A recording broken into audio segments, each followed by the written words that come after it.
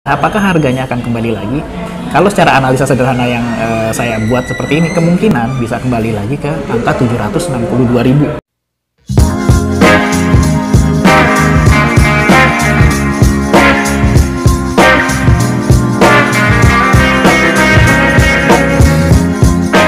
Halo Movitners, hari ini saya akan membahas harga emas yang beberapa minggu ini terus mengalami penurunan. Nah, dengan turunnya harga emas ini mulai ada kekhawatiran, mulai ada rasa deg-degan ya bagi yang punya emas, apalagi yang kemarin beli emas. Loh, kemarin beli emas jadinya rugi dong ya, pas harganya lagi tinggi. Tenang. Nah, hari ini kita mau bahas pendetailannya satu-satu ya. Jadi jangan khawatir dulu. Sebelum kita membahas lebih jauh, saya ingin flashback ke belakang dulu nih.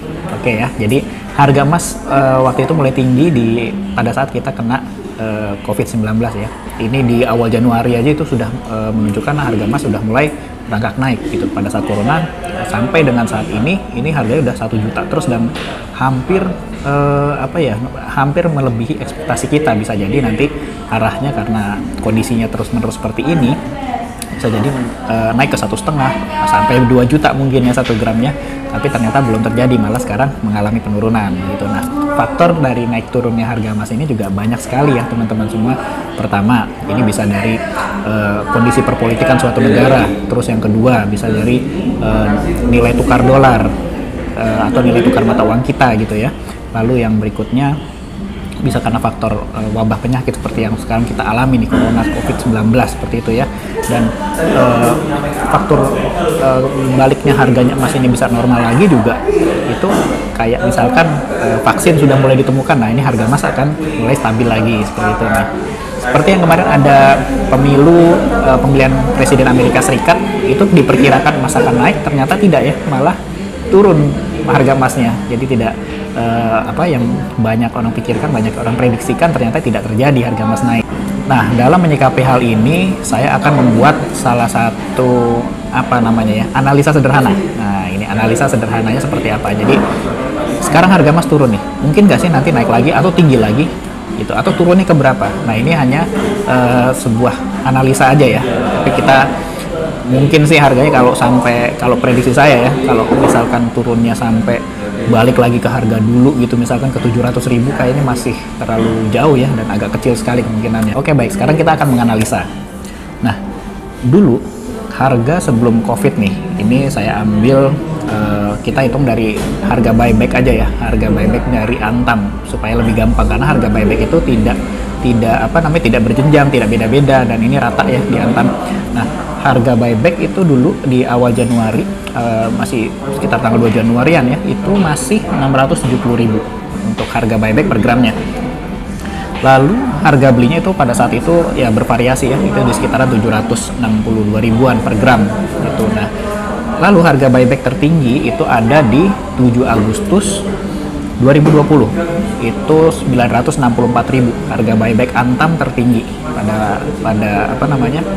pada masa itu ya, pada tahun itu.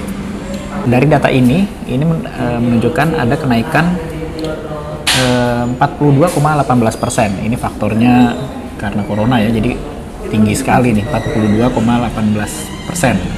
Nah, gimana jika COVID-19 ini selesai, kondisi normal gitu ya? Apa yang terjadi? Apakah harganya akan kembali lagi?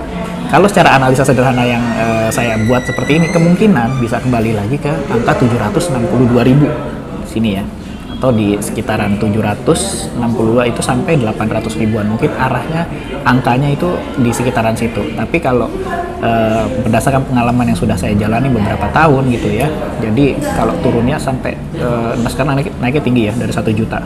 Kalau prediksi saya sih nggak bakal sampai ke 762.000 ya, mungkin masih di kisaran 900.000-an atau paling rendahnya itu di 850.000-an harga per gramnya.